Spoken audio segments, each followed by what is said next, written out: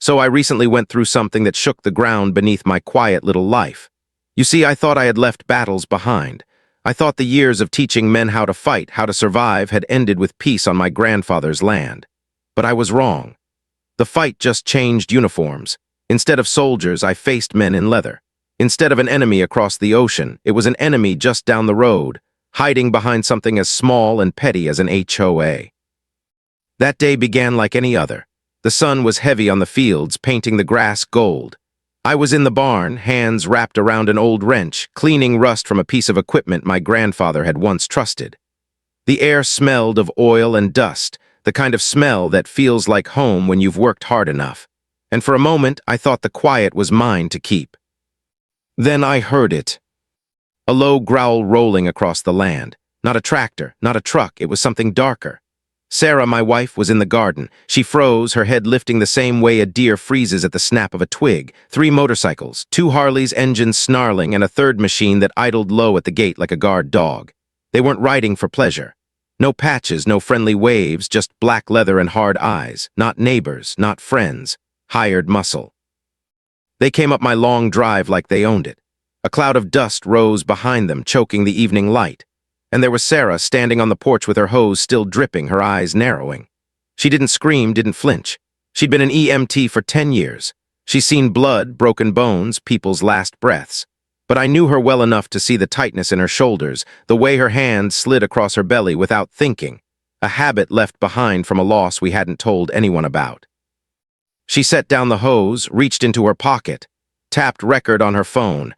Evidence is better than memory. That's something we both believed in. The first biker got off his ride. Big man, thick neck, beard sharp as wire. He didn't just walk toward my wife. He swaggered like he'd practiced looking mean in a mirror for years. His buddy stayed on his bike, engine idling, eyes scanning like a lookout. Sarah didn't move. She didn't give him the satisfaction. "You need to leave," he barked. His voice was gravel mixed with rust. "This property in violation. HOA wants you gone." Sarah's voice came calm, steady, like she was telling a patient the pain would pass. "We're paid up on dues. We're not in violation of anything." The man laughed. It wasn't a laugh. It was a snarl dressed up as one. "Karen Paulson says you are. That's all that matters. 1 week, you're out." Then he made his mistake. He took a step up onto the porch. I was only 10 feet away, walking silent across the dry grass. He didn't see me. He didn't hear me. Sarah shifted just a step back, giving me space. We danced this way before. Trouble wasn't new to us, but this was trouble wrapped in arrogance. "Or what?" Sarah asked, tilting her chin, buying me another second. "Or we come back and pack your things for you," he snarled, reaching for her arm. I moved 3 strides, fast, efficient. He turned just as my hand clamped his wrist. Bone cracked under the twist. That sound, sharp, final, cut through the air. His scream followed, high and thin, a sound that betrayed his size. I spun him, sent his back crashing against the porch railing. Wood splintered. His buddy killed his engine, scrambling off the bike, reaching inside his jacket. Another mistake. On my land, in my rules, you don't get a second chance. I shoved the first man off the porch. He landed in the dirt, clutching his wrist. The second one drew steel, not fast enough. My boot found his knee sideways. Bone bent where bone shouldn't. He fell howling, his bike crashing beside him, gas spilling dark onto dry earth. The first man wheezed. "Please stop, we're done." 3 minutes. That's what Sarah's video would show later. 3 minutes from first step to last fall. The third biker, the one at the gate, revved his engine when he saw, and then he ran. When the dust settled, I walked over to the one clutching his broken wrist. I knelt low. He flinched, like even eye contact would break him further. "Who sent you?" I asked, quiet. "The HOA," he gasped. Sweat poured down his face. "Karen Paulson." I shook my head. "Karen doesn't have the spine. Who paid you?" He didn't want to say. His body told me. Pain told me. Finally, he whispered a name he shouldn't have. Frank Paulson, Karen's quiet husband. The man always standing at the back of town meetings, hands in pockets, playing the part of the gentle, henpecked man. I stood up then, pieces moving in my head like a chessboard. This wasn't about lawn height or mailbox paint. This wasn't even about Karen's thirst for control. This was Frank, a man with a mask, a man with a plan. And he just made the biggest mistake of his life. Because he thought I was a farmer, he was about to learn I was something else entirely. Everyone thought Karen Paulson was the storm. Loud, angry, always at the podium with her finger wagging, her voice climbing until it rattled the cheap ceiling tiles of the HOA clubhouse. But storms make noise, then pass. What people didn't see was the man standing in her shadow, the quiet one, the one who watched. That man was Frank, and after the night of the bikers, I knew Karen wasn't the enemy. She was just the barking dog. Frank was the hand holding the leash. I couldn't stop hearing his name. Frank Paulson. When Sarah and I sat at the kitchen table that evening, her laptop open, the glow of the screen reflecting in her eyes, it felt like we had stepped into a different kind of battlefield. Not sand and rifles, not fists and knees. This was a war of paperwork, of signatures, of hidden clauses buried inside a charter nobody ever bothered to read. And Frank, he was the architect of that battlefield. Sarah was typing fast, her EMT hands precise even on a keyboard. She pulled up records, old newspaper clippings, corporate filings, her lips pressed tight as she read. Frank Paulson, former VP at Omnicorp Energy, she said, left under murky circumstances. He specialized in acquisitions, land mostly. My stomach turned cold. This wasn't about property values. This wasn't about weeds or paint colors or mailbox heights. Frank had written the HOA's charter himself, giving it unusual power over unincorporated land like ours. And hidden inside that language was a hook, a trap. If a property racked up enough violations, if compliance was deemed chronic and unresolved, the HOA had the right of first refusal when it went to forced sale. Forced sale? That's what this was. The bikers weren't there to scare us for fun. They were escalation. The letters hadn't worked. The meetings hadn't broken us, so Frank raised the stakes. But why? Why our land? I looked out the window. Beyond the porch, beyond the hayfield, the land stretched quiet and unbothered. 100 acres my grandfather had worked with calloused hands, soil that had fed us, a creek that ran clear through the back 40. Good land, yes, but not special. Not enough to risk prison, unless there was something more. Sarah leaned forward, her voice low. Jack, I think this is bigger than us. Look at this. She turned the laptop toward me. A satellite image. Our farm, a wild rectangle surrounded by neat suburban grids. Our woods stood out like a scar, green and untamed.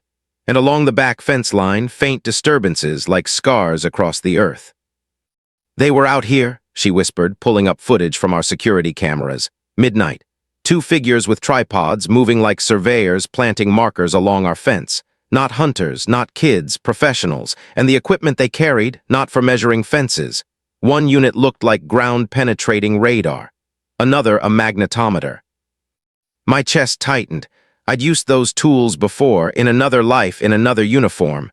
They weren't looking for property lines. They were looking under the ground. That night I pulled out the heavy case from the barn, dust coating its latches. Inside, my old recon drone lay waiting. Not a toy. A tool, 4 rotors, thermal camera, infrared, military-grade eyes for a farm that was becoming a battlefield. At dawn, the drone whispered into the sky. From 100 feet up, our land stretched below like a patchwork quilt of secrets. I switched to thermal. Most of the screen glowed cool blue, calm as sleeping earth. But then a line, almost invisible, faintly warmer than the soil around it, straight as a ruler running deep through the woods, and at intervals orange flags. Someone had already been here. Someone had already mapped it. I followed the line until the brush thickened, and there, half buried, I saw it, a rusted hatch, bolted, sealed, forgotten. My heart thudded like I was back on deployment. I dug for hours, crowbar biting the edges until metal screamed against metal. When it finally gave way, a breath of musty air rolled out. A ladder led down into darkness. My flashlight beam fell on cold steel walls. An old fuel storage tank, massive, hollow, echoing, not water, not food, fuel, buried 30 feet under my grandfather's farm. And beneath it, that was the question. Frank's company had drilled for oil. He'd spent decades sniffing out deposits hidden under farmland. What if my grandfather's land had been sitting on a fortune all along? Black gold under the soil. The bikers, the fines, the threats. It wasn't about my tractor or the old shed. It was about oil. It was about millions. I pulled the hatch shut, buried it again beneath dirt and leaves, erased every trace I'd been there. Let Frank think he still had the secret. Let him think I was still in the dark. Because now the game had changed. I wasn't just defending a house anymore. I was defending a legacy. And Frank Paulson was about to learn. He wasn't the only one who knew how to play a long game. Everyone thought the shed was nothing. Just old wood, weather-beaten and gray, leaning like it was tired of standing after 70 years. To me, it was my grandfather's handiwork, a place where I kept my tools. To the HOA, it was a violation. Unauthorized structure, the letter said, demanding I tear it down in 30 days or face a fine of $500 a day. Most people would have seen that letter as a threat. I saw it as bait. Sarah and I sat at the kitchen table that night, her laptop glowing between us, the violation notice lying flat on the wood like a challenge. She was angry, more than angry, betrayed. "This is ridiculous," she whispered. "That shed been here longer than any of their houses." She wasn't wrong. The subdivision was barely 20 years old. Our land had been in my family for nearly a century, but I shook my head and smiled. "Good," I said. "Let them think they're winning." Sarah frowned. "Jack, you can't just give in. That's exactly what they want." "No," I told her quietly. "What they want is resistance. They want to fight in court. They want to drown us in motions and fees until we're broken. But if we give them what they want on our terms, that's how we set the trap." Sarah leaned back, her eyes searching mine. Slowly, the corner of her mouth curved upward. "A fake surrender," she whispered. I nodded. "Exactly." The next morning, I picked up a sledgehammer. The shed had stood for 70 years, but it wouldn't survive me. I worked shirtless, sweat dripping, each swing echoing across the fields like thunder. I wanted to be seen. I wanted the neighbors to whisper.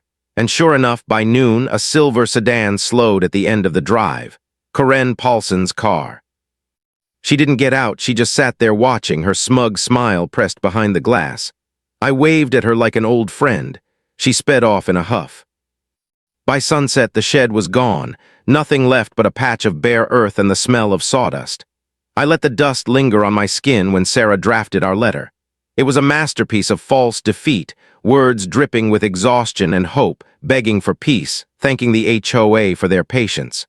We mailed it certified, so there be a record. And 2 days later, the real test came. Frank Paulson himself showed up at my door, for the first time. He wasn't in a suit. No, he came dressed like any other suburban retiree, polo shirt, golf pants, a plate of cookies in his hands. He even smiled. "I just wanted to say thank you," he said softly. "Karen and I appreciate you taking that step. She's very happy." Happy? It was the first time I realized how good Frank was at playing roles. He leaned on my doorframe like an old neighbor, not a man who had sent bikers to my home. He spoke softly, every word measured, painting himself as the reasonable one, the calm husband married to a difficult woman. I invited him in. I wanted him to feel safe. I wanted him to believe the performance. We sat at the kitchen table, the same one Sarah and I had used to map his downfall. He slid the plate of cookies across the table like it was a peace treaty. Then his tone shifted just slightly. "You know, legal costs stack fast. I'd hate to see you drown over a fence." It was delivered with compassion in his eyes, but his smile was a knife. I forced a tired laugh. "Good news," I said. "I can swim." He chuckled like we were sharing a joke, then leaned closer. His voice dropped to a whisper. "Jack, I know Karen can be a lot. She gets carried away, but her heart's in the right place." Classic good cop, bad cop. Karen the dragon, Frank the gentle knight. And right on cue, he shifted to the real reason he'd come. "This property, it's a lot to manage. Have you ever thought about selling?" There it was, the mask slipping. I looked down at my hands, pretending to hesitate.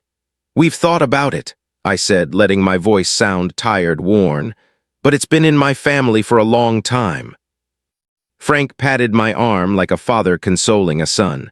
"Of course, but sometimes you have to think about the future. Developers would pay a fair price, solve all your problems." He thought he had me cornered. He thought I was weak. He thought he could dangle a carrot and watch me jump. I smiled faintly. I'll talk to my wife, it's a big decision. He nodded, confident, smug. Of course, just know there are options, friendly options. He rose from the table, his golf shoes squeaking against the wood. At the door he paused, looked out over the field. Beautiful property, he murmured. Shame to see it tied up in legal battles for years. A velvet-gloved threat. He left smiling, thinking he had won. What he didn't know was that the entire conversation had been recorded by a tiny camera hidden in a planter on the porch. Every word, every threat, every offer of a friendly option. He didn't know the fingerprints from the cookie plate would be bagged and tagged by deputies the next morning. Frank thought he was tightening the noose around me. He didn't realize he had just stepped into the snare. Sarah and I stood at the window after he left. The field was quiet again, the sun bleeding orange across the horizon. She slipped her hand into mine. "He believes you're broken," she said softly. "Good," I whispered, "because men who believe they've won are the ones who make the biggest mistakes." And I was going to be there to catch him when he did. Everyone thinks they know what fear feels like. A letter in the mail, a phone call at night, a knock on the door. But true fear comes in the dark, when you're alone, when the quiet feels too heavy, and you know someone is out there moving against you. For Sarah and me, that night came at 1:17 a.m. But it didn't start in the dark. It started at our kitchen table again. Sarah was hunched over her laptop, a map of our property glowing on the screen. She had taken the basement and turned it into something that looked more like a forward operating base than a farm. Monitors, radios, a wall of maps covered in notes and pins. "They'll escalate," she told me. Her voice was calm, but her fingers tapped fast against the keyboard. "The bikers were sloppy. This time he'll hire professionals." I nodded. I'd seen men like that before. Not neighborhood bullies, not weekend warriors, trained, disciplined, quiet. So we prepared. I reinforced every door, every window. Steel plates Sarah had designed after watching a documentary on hurricane-proof homes. They could slide down over the windows and doors in seconds, locking us in and locking everyone else out. Motion-activated floodlights lit the perimeter. Silent tripwires fed alerts to Sarah's monitors. I walked the land every evening, memorizing every tree, every shadow, every dip in the ground. This was my battlefield, and I intended to win. How far will a man go to defend his own? I kept asking myself. The answer was simple: as far as it takes. The night came sooner than I expected. I sat in the living room, lights off, ribs still aching from the last fight. The moon was a sliver. The silence was so deep it felt alive. Then in my ear, Sarah's calm voice: "Movement, west perimeter, 4 individuals." I slipped on the night vision goggles and crept to the window. 4 men dressed in black, moving with precision. Heavy bags on their backs. Soldiers, not here to talk, not here to scare. "They're heading for the transformer," I whispered. A minute later, the house went dark. The refrigerator hummed to silence. The lights died. But then, deep in the walls, the low growl of the generator kicked in. Red emergency lights glowed faintly. Every camera, every sensor stayed alive. "They think they've blinded us," Sarah whispered. "They don't know they've only turned on our real eyes." I watched as 2 men crept toward the front, carrying a small battering ram and pry bars. The other 2 went for the back. "Lockdown," I said. Steel slammed down over the windows and doors, one after another, heavy and final. The men on the porch froze, staring up as the front door disappeared behind a wall of steel. The first ram strike echoed, a dull clang. They might as well have been hitting a mountain. Their plan had fallen apart. I slipped to the back door, hit a button, and slid one plate up just enough to step outside. The night air was sharp. The 2 men at the back never heard me coming. They were too focused on prying at the kitchen window. The first man went down without a sound. His partner spun, elbow cracking into my ribs. Pain flared white-hot, but adrenaline drowned it out. A strike to the base of his skull dropped him like a puppet with its strings cut. One groaned, dislocated shoulder, trying to crawl. The other was unconscious. I left them there. 2 down, I whispered. Sarah's voice came steady in my ear. The other two are splitting, one at the east corner, one still on the porch. Perfect, divide and conquer. I stalked the one at the corner, moving silent through the grass. His gear rattled, boots crunching gravel. He crouched near Sarah's rose bush, scanning for angles. He never saw me. One motion and he was down, radio clattering into the stones. That left one. The leader. He was still on the porch, whispering into his radio, voice sharp. Report, all teams report. Only static answered. His hands shook as he pulled a pistol from under his jacket, suppressed. They weren't here to scare us, they were here to kill us. I went back inside, moving to the front hall. On the other side of the steel door, I could hear his breathing, ragged, uneven. Just the one left, Sarah said softly. I pressed the button, the steel plate slid up, the door opened slow. The man stepped inside, gun raised. Who's there? He whispered into the dark. I didn't answer. Silence is its own weapon. He crept further into the house. His foot crunched a shard of glass. He spun left, gun jerking toward shadows. He fired. Quiet coughs of suppressed rounds lit the living room with brief flashes. He emptied the clip at ghosts. Then silence again, his breath loud, his fear louder. I let him see me then, just a silhouette in the faint red glow. He jerked his empty gun toward me, hands shaking. Who are you? I stepped closer, calm, slow. I'm the homeowner. His eyes went wide. He stumbled back into a table. A lamp crashed to the floor. Stay back, he shouted, his voice breaking. And then he said the one name I needed to hear. Frank will pay for this. Frank will kill you. Sarah's recorder caught every word. I took one last step. He dropped the gun, his voice cracked. Please let me go. I didn't strike him. Didn't need to. I just took the gun from his trembling hands and marched him to the basement, locked him in the stone-walled root cellar until the deputies arrived. The raid was over. 4 men down, the house still standing. Sarah patching them up with her EMT kit because that's who she is, saving even the ones who came to hurt us. But now we had more than survival. We had proof, a confession tying it all to Frank Paulson. And proof is better than memory. Sometimes help comes from the last place you'd ever expect. I had spent years teaching men to fight, to survive, to endure. But the one who tipped the scales in our battle wasn't a soldier, wasn't a fighter. He was a kid. A pale, quiet 16-year-old who lived down the street and barely ever left his room. His name was Leo. Most of the neighbors only knew him as the boy glued to his computer. His parents worried about him, thought he was wasting away on video games. What they didn't know was that Leo wasn't gaming. He was digging, not into soil or books, but into systems. He was a hacker, curious and restless, drawn to puzzles the way other kids were drawn to basketball or cars. And for months, he'd been watching the HOA, watching Karen Paulson throw her weight around, watching his parents get fined for a basketball hoop, watching neighbors get notices for flower beds and paint colors. He hated it, hated Karen, hated the way everyone cowered before her. So he did what came naturally, he poked around. At first it was simple, just the HOA website, poorly built, barely secured. Within an hour, Leo had slipped past the login page and into the server. Meeting minutes, budget reports, petty documents, nothing exciting. He thought he'd just prove a point, show his parents the HOA wasn't as untouchable as it looked. But the night of the assault on my home, when the sheriff's cars rolled in and the red emergency lights still glowed faint in our windows, Leo wasn't asleep. He was online, deep inside the HOA's hidden folders. And that's when he found it. A locked archive, password protected. He smirked when he saw the password. Omnicorp 1, Frank's old company, sloppy, too easy. Inside, the truth spilled out.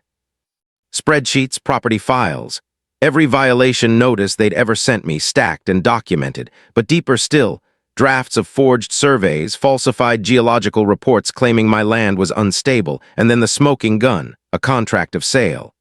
A document transferring my 100 acres from the HOA to a shell company called Meadowlands Development Group. Price listed, $1. Leo sat back in his chair, his heart pounding. He wasn't just looking at hypocrisy anymore. This wasn't petty fines. This was fraud, conspiracy, theft on a scale he hadn't imagined. He copied everything. Every email, every forged report, every spreadsheet, saved it to a thumb drive. But as he worked, a new file blinked into the system, uploaded in real time. He clicked it open. And what he heard froze him. A terrified man's voice. "Frank will pay for this. Frank will kill you." Then another, calm and steady, my voice. "Frank Paulson sent you." "Yes," came the broken reply. Leo's blood ran cold. He wasn't just hearing rumors anymore. He was listening to the confession Sarah had uploaded live from our house. He realized the yelling he'd heard faintly outside, the distant thud of steel, the sudden blackout. It was all connected. The HOA wasn't just a nuisance. They were dangerous. He knew what he had to do. Leo tore the thumb drive from his computer, bolted down the stairs and out the front door. His skinny legs carried him across manicured lawns, through the neat cul-de-sac streets of Oak Ridge Meadows, and straight toward the flashing lights at the end of my drive. Deputies were there, cuffing the men I had put down. Sarah stood by the porch, giving orders with the calm precision of an EMT. And there I was, standing with a deputy, bruised ribs wrapped tight under my shirt. Leo sprinted straight to me, gasping, clutching the thumb drive like it was a holy relic. "Mr. Tanner," he panted, "you need to see this." I blinked at him, a kid I'd barely ever spoken to, but when I looked into his eyes, I didn't see a gamer. I saw a soldier who had just finished a mission. I took the drive from him. He explained everything in a rush, how he'd hacked the HOA's files, what he'd found, the contract, the fraud. Sarah came over, listened with wide eyes, then pulled him into the kitchen to copy the files onto 3 separate drives. Evidence, backup, insurance. In one night, we went from defending ourselves in the dark to holding the very documents that could bury Frank Paulson forever. And the beauty of it, he didn't even know we had them. For the next week, Oak Ridge Meadows went quiet. Too quiet. No letters, no phone calls, no Karen standing on her porch, arms crossed, glaring at our land. They were waiting, plotting, believing they still had the upper hand. But Sarah and I knew different. The annual HOA meeting was coming, the crown jewel of Karen's year. The night she would stand at the podium, soaking in power, rallying fear, shamming anyone who dared resist. It was also the night she and Frank had planned to seal our fate, the vote to authorize legal action against us to force the sale of our land. We decided to make that night their execution instead. The sheriff worked with us quietly. Plain-clothed deputies would attend the meeting. Warrants were signed, waiting. All we had to do was light the fuse. Sarah spent hours editing, building a presentation.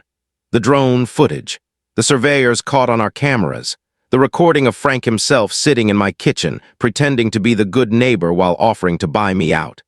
And the finale, the terrified mercenary admitting Frank had sent him to kill us. Leo's files sealed the coffin, forged documents, a shell company, money siphoned from the HOA reserve account into Frank's pocket. Sarah wove it all into a single devastating reel, a timeline of greed and betrayal. When she finished, she leaned back in her chair, exhaustion in her eyes, but there was fire too. "This isn't about us anymore," she whispered. "This is about everyone he's hurt, everyone who was too afraid to fight back." I placed my hand over hers. "Then let's make sure they see the truth." The plan was set. The HOA thought they were walking into their victory lap. They had no idea they were walking into their own downfall. Everyone thought the annual HOA meeting was about community. Fresh cookies on folding tables, plastic chairs lined in rows, budget reports and landscaping updates. But this year, the air inside the Oak Ridge Meadows clubhouse felt heavier, tense, like everyone knew something was coming, but no one could name it. Karen Paulson stood at the front, beaming like it was her coronation day.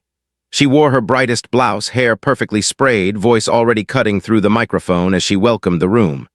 She lived for this, control wrapped in fake smiles. And there, as always, just a step behind, sat Frank, quiet, watching, hands folded, the shadow that pulled the strings. I slipped into the back with Sarah at my side. My ribs still ached, my jaw clenched with every breath. Leo was already there, sitting nervously near the exit, his parents on either side of him. They had no idea their son was about to help bring down an empire. Plainclothed deputies were sprinkled through the crowd. They looked like neighbors, but their eyes were sharp, their jackets heavy. The warrants were signed. All we had to do was push the button. Karen started with small talk, budget reports, landscaping committee notes. She waved her hand dramatically about property values and community pride. People nodded half-heartedly, some stifling yawns. But then she reached the real reason for the meeting. "New business," she said, her voice dripping with importance. She clicked the remote and a picture of my farmhouse flashed onto the big projector screen behind her. "The Tanner property." Murmurs rippled through the room. Karen's voice sharpened like a knife. "For 6 months, this board has shown incredible patience. We have issued notices. We have levied fines. We have tried to reason with these owners, but they continue to defy us." She jabbed a finger toward the picture. "They drag down our values. They mock our rules. They believe they are above this community." A few of her allies clapped, but most just stared at their laps, uneasy. The crowd wasn't with her the way it used to be. Still, Karen pressed on. "Therefore," she announced dramatically, "this board proposes a motion to pursue all legal avenues to seize and sell the property, as is our right under the HOA charter." Her smile widened, expecting applause.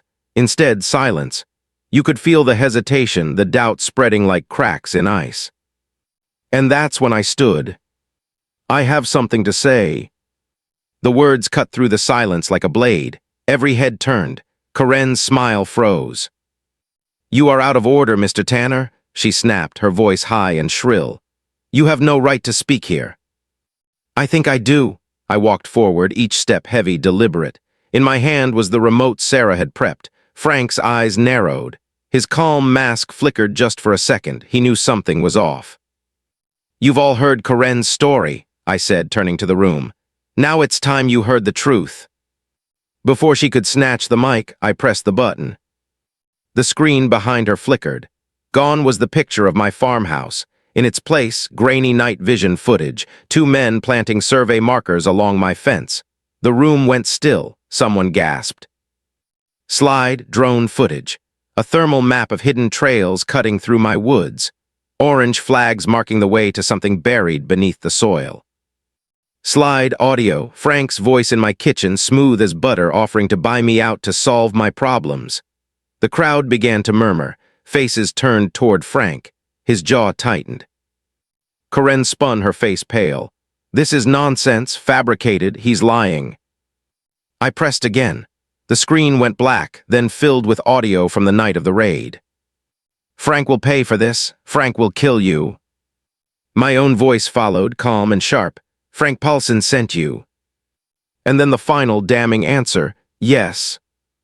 The room erupted. People gasped, shouted, chairs scraping. Someone near the front shouted, "He hired criminals." Another voice, "That's attempted murder." Karen's mouth opened, but no words came out. She looked at Frank like she didn't know him at all.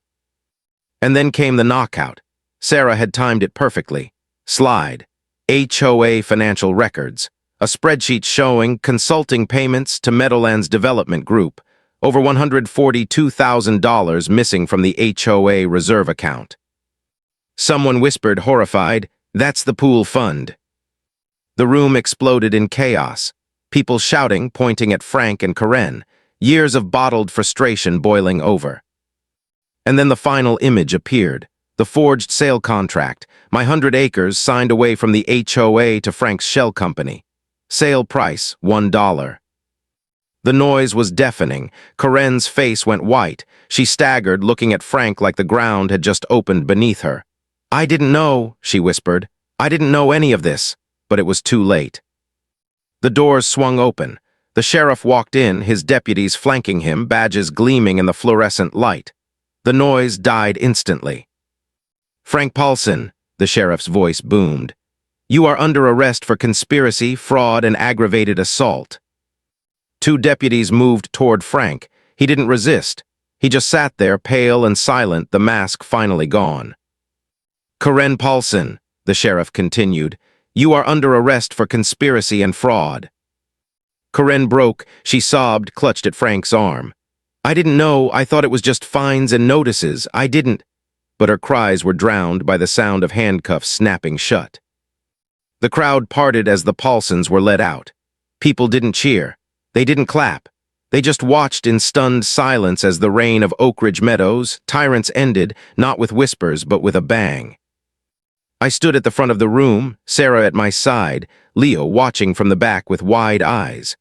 For the first time in months, I felt the weight lift from my chest. The HOA meeting was supposed to be our execution. Instead, it had become theirs. And yet deep down, I knew this wasn't the end. Because exposing a monster is one thing. Living in the shadow of what they've done, that's another battle entirely. The Paulsons were gone, handcuffed, hauled out in silence.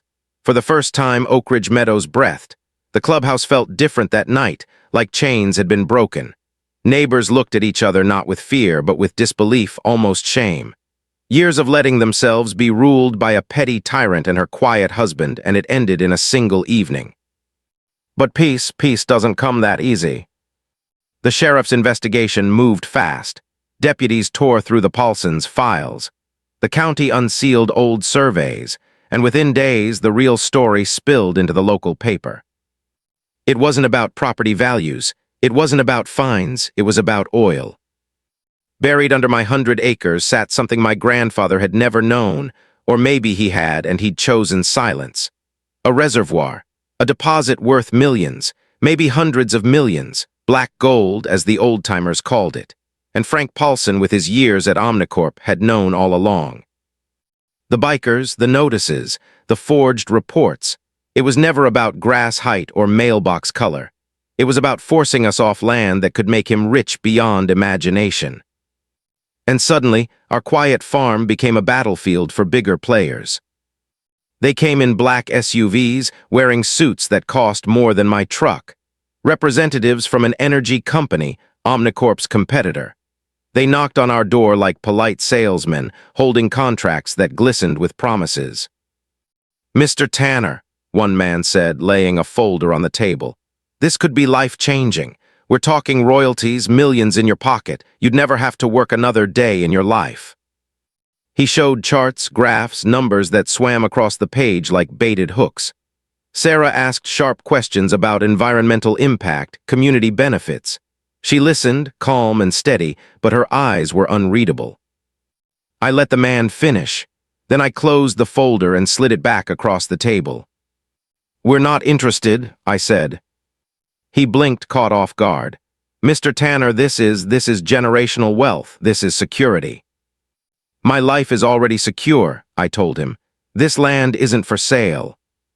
He stared at me like I was insane, because men like him didn't understand. To them, everything had a price. But this farm, this wasn't just dirt and oil. It was my grandfather's legacy. It was the soil Sarah and I had bled to defend. It was the porch where we'd survived threats and the kitchen where we'd laid traps of our own. I walked him to the door. He left still shaking his head.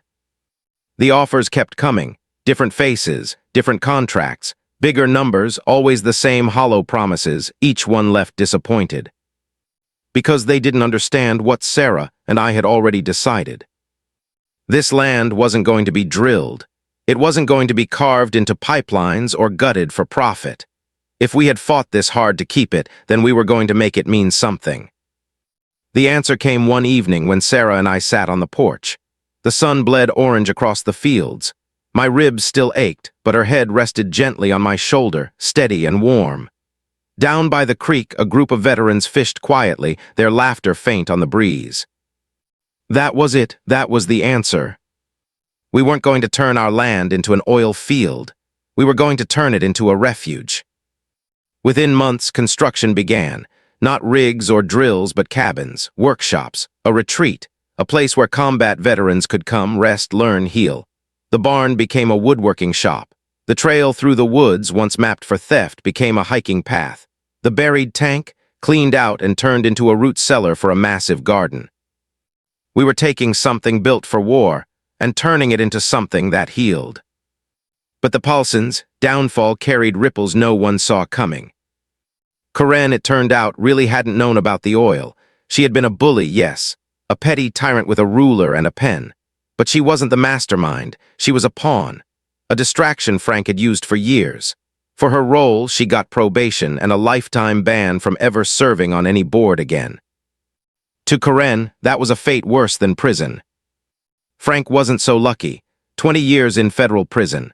Fraud, conspiracy, attempted murder by proxy. He sat in a courtroom, pale and small, stripped of his shadows, while jury after jury heard the truth.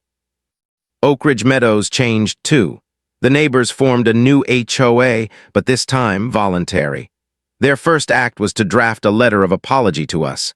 Their second was to offer Leo a full college scholarship. Leo, the shy kid who had hated Karen Paulson so much he tore into their servers for fun, was suddenly a hero. He came out of his room, spent time at our retreat, helping me with security systems, helping Sarah with communications. His parents watched in awe as their son found his purpose. And me, I thought I'd found peace. But one night, months later, Sarah placed my hand gently on her belly. Her eyes glistened, her smile trembled. "Jack," she whispered, "we're pregnant." The words stopped me cold. For a moment, the years of fights, the threats, the raids, they all fell away. This wasn't just about defending a house anymore. It wasn't even about building a retreat. This was about the future, our future. I wrapped my arms around her. The woman who had stood her ground on our porch, who had recorded every threat, who had patched up even the men who tried to hurt us. The woman who had turned our war into a sanctuary. And I thought of Frank Paulson, sitting in a cell, his empire crumbled. He had tried to steal our land for oil. But what we were building on it was worth more than oil could ever buy. Everyone thought the story ended with Frank in handcuffs. Neighbors whispered, reporters scribbled, the sheriff shook my hand with a quiet nod. But life doesn't tie itself in bows. Sometimes the real ending isn't a bang, it's the silence that follows. For Sarah and me, that silence came the night we opened the retreat. It wasn't much. Just a barn cleaned out, a few cabins built, a circle of chairs around a fire pit glowing against the dusk. But when the first group of veterans arrived, men with hollow eyes, shoulders heavy with weight they couldn't name, I knew this land had found its purpose. One man limped up the trail with a cane. Another sat stiff, flinching at every noise. A third didn't speak at all, just stared at the trees like they might swallow him whole. I recognized the look, the silence, the pain that never quite leaves. Sarah welcomed them with a smile that could soften stone. Leo had strung lights through the trees, his quiet gift to men he barely knew. And as I stood there watching them take their first steps onto ground that had been fought for, bled for, defended in the dark, I realized the Paulsons hadn't stolen anything from me. They had only sharpened me for this. The land was never meant to be an oil field. It was meant to be a refuge. Word spread fast. Local news covered it. Donations trickled in. Old buddies from my service days called, offering to build cabins, to teach skills, to mentor the young ones. What started as one retreat grew into something larger. Every nail driven, every cabin built, every hand extended, it all carried the weight of defiance. Proof that you can take a battlefield and make it holy ground. But peace is never simple. One afternoon I got a letter, not from Frank, he was locked away, but from Karen, handwritten, shaky pen strokes. "Jack," it began, "I don't expect forgiveness, I don't deserve it, but I want you to know I see now. Frank used me. Used my temper, my pride, my hunger to control. I thought I was powerful, but I was just his shield. I will live with that shame for the rest of my life. I am sorry." I read it twice, then set it down. Forgiveness doesn't come easy. Not after the fear, the fines, the bikers, the nights I sat awake with a gun in my hand waiting for footsteps outside. But part of me pitied her. A woman who wanted power so badly she never saw she was being used. I didn't write back. Some silences speak louder than words. Months passed. The retreat grew. The field where my shed once stood now held a greenhouse built by veterans with calloused hands. The creek carried laughter instead of fear. And one crisp morning, Sarah placed my hand on her belly again, rounder now, fuller. Our child moved inside, a tiny heartbeat I could almost feel. I thought of the night bikers roared up our drive, of the mercenaries who crept in the dark, of Frank's smug smile as he tried to buy me out, of Karen's shrill voice waving violation letters like weapons. And I thought of the quiet that followed, of the veterans around the fire pit, of Leo hunched over a laptop with a grin, of Sarah's steady strength. Sometimes karma doesn't strike like lightning. Sometimes it unfolds slow, like a storm you see coming over the ridge. The Paulsons had wanted my land for oil, for greed, for empire. What they didn't understand is that land isn't just dirt. It's legacy. It's memory. It's what you choose to build on it. They built a kingdom of fear. We built a sanctuary of hope. And as the sun set across those 100 acres, painting the sky in fire, I knew one thing with absolute certainty. The HOA thought they could take everything from us. But all they did was give us a reason to fight for more.